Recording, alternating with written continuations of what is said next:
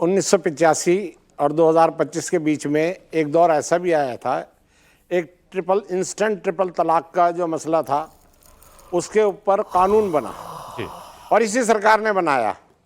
और आपको मैं बता दूं कि यही मुस्लिम पर्सनल लॉ बोर्ड और यही जितने भी सो कॉल्ड ये जो जिम्मेदारान हैं, इन्होंने ये कहा था कि हम इस ट्रिपल तलाक के ये जो एक्ट बनाया है, इस एक्ट के खिलाफ हम ऐसे शरई अदालतें बनाएंगे, हम हस्ताक्षर अभियान चलाएंगे, हम ये चलाएंगे।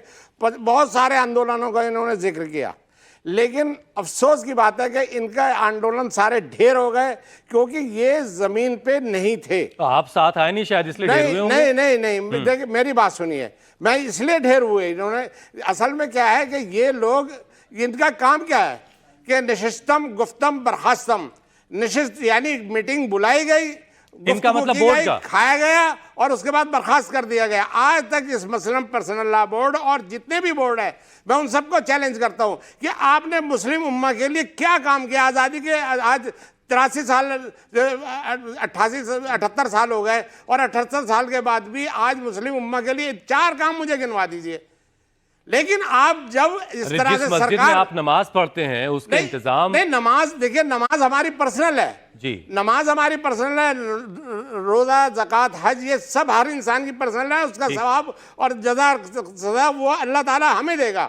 उससे मौलाना या मौलवी का कोई लेना देना नहीं है, उससे मजहबी अरकान में कोई और लेना देना नहीं है।